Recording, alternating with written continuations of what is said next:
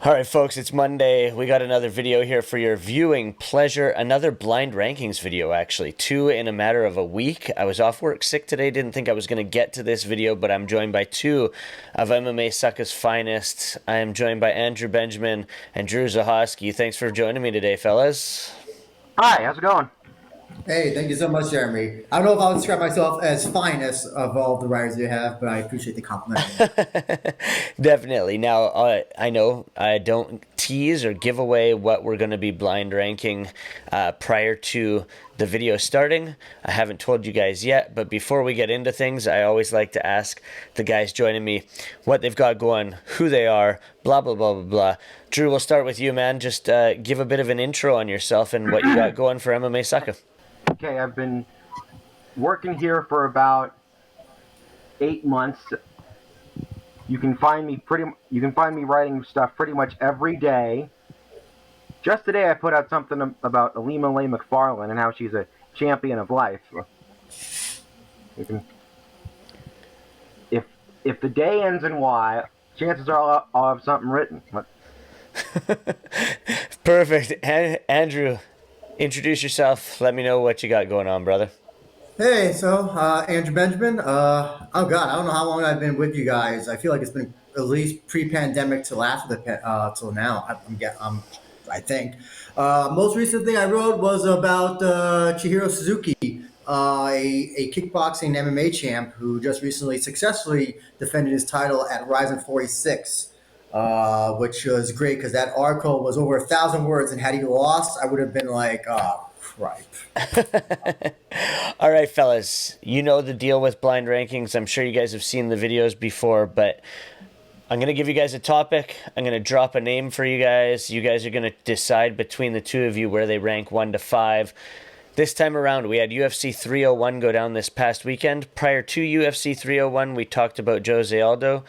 We had a Hall of Fame person announced at UFC 301, Mauricio Shogun Rua. I'm not going to do Shogun fights. I'm going to do top Brazilians in MMA. Ooh. Now, there are a lot. I could be throwing anybody on this list. So let's start with the man himself then. Let's go with Mauricio Shogun Rua.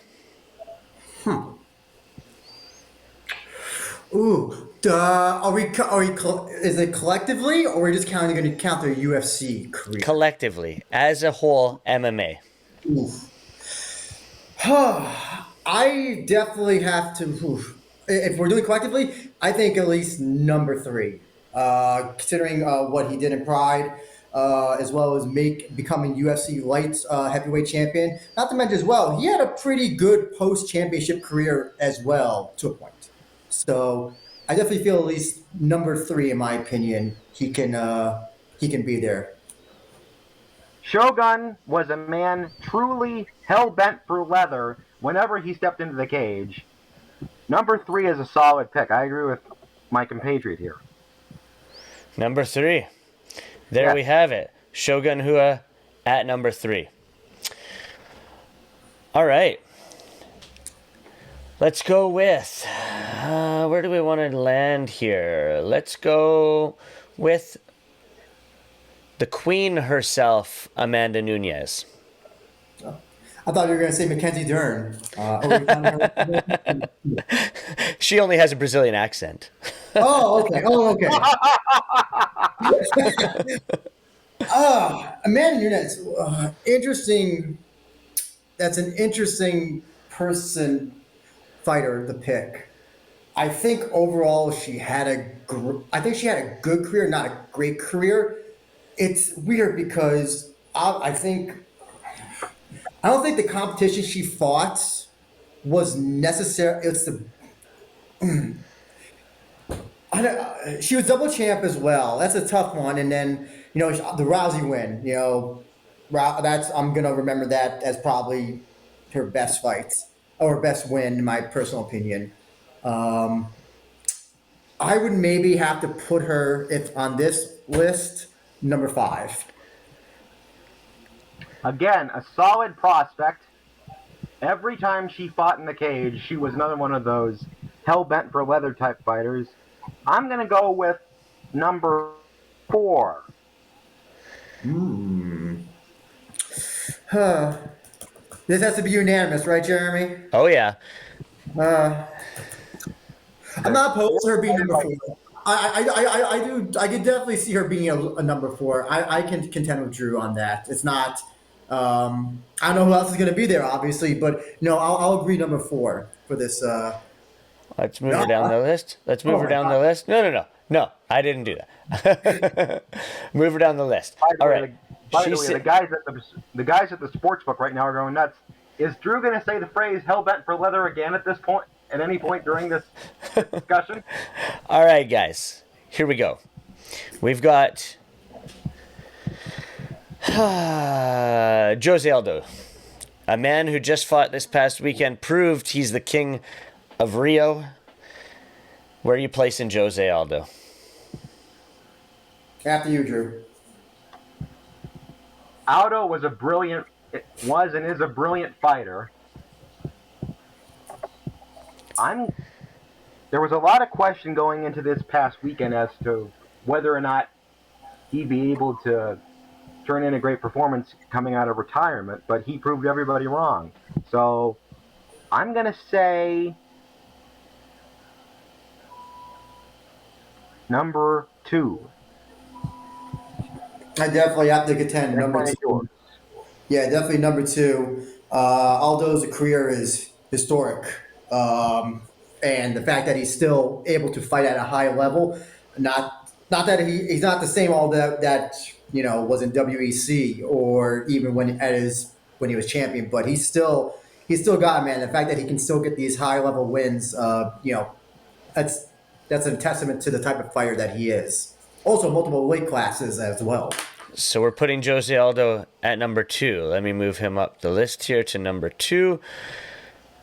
Then So we'll go. all that leaves are the bookends, and we all know how painful those can be. Well, let's give you guys Junior Dos Santos. It's so funny that if you had asked this, God, what was it, like 2010 or 2011, 2012? If we were having I this think, conversation in 2013, we'd have a solid case for a number 1 with Junior Dos Santos. Because at his peak, he was, and I'm going to say the phrase again, say it with me, everybody, hell bent for leather whenever he stepped into the cage. yeah, but not number 1, unfortunately. I like him, but he's got to be at number 5. Number 5. Number 5, Yeah. especially with the rest of the crop that we've discussed. Yeah. All right, we got Junior Dos Santos at number 5. Let's hope I don't throw you guys for a ringer, eh? Throw you guys for a bit of a loop. Let me ask you this before we go then. If you were picking your number 1, you've already got these names on here. Who else could be number 1 on your list? If I had to put on my Mel Kiper Jr. hat, there are so many great fighters that would fit the category. I would have the darndest time trying to come up with a solid number 1. Andrew? My troll answer would be Renan Barão, because as far as I'm concerned, he's the only one. His only loss was against the bathtub. But the real answer would be Anderson Silva. I just don't know. Anderson Silva is the last guy. Thank So, God. I'm guessing we know where he's going. We've got to put him there. Anderson Silva goes to number 1. Well played, guys. You like your list or what? Yeah, let's recap the board before we get out of here, though. Yeah, number 1, Anderson Silva. Number 2, Jose Aldo. Number 3, Shogun Rua. Number 4, Amanda Nunes. And number 5, Junior Dos Santos. I think it's a pretty good list. I mean, as you said, I could have easily thrown you guys for a bit of a loop. Renan Barão could have been on the list. And Andrew, you never know. You guys might have argued over him being number 1. Again, like JDS, somebody who could have been number 1, had you had this years and years ago. But thank God you didn't. Thank God you did not put him on now. Well, and I mean, We tried to local guy, or I mean, current guys as well, right? Like Alex Pajeda, where would you put him on the list? You know what I mean? Like, there could be plenty of guys. The top 10 in itself of all-time greats is debatable as it is. I know last week MMA Junkie put out a top 25 Brazilians of all time. Obviously, Anderson was number one. Aldo was number two, but it sort of varies from there. So, I'm pretty hyped with your list. Well, here's the thing. If you had put on who is it, Hoyer or Gracie, that'd be the easiest number one of all time. So. Hickson, Hoyler, Hoyce. Just Hickson, put. yeah, I should have just put all the Gracies. yeah. If it was Hickson, he'd be 1, 2, 3, 4, and 5. You don't even have to have anybody else. we'd have been able to get this done in about 3 minutes. Exactly. Anyways, guys, before I let you guys go, Drew, Andrew, I thank you guys for joining me. You guys put No together problem. I'd love to do it again. You guys put together a great list here. Drew, just let people know what they got, what you've got going on, and where they can find you on social media, man. At Drew Zuhosky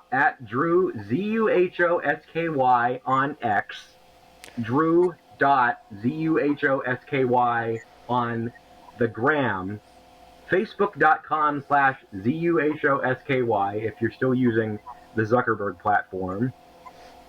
I don't have any Blue Sky. I have been known to make comments on YouTube, but mostly on like football videos and stuff like that. So. And articles, you got anything planned for the rest of the week?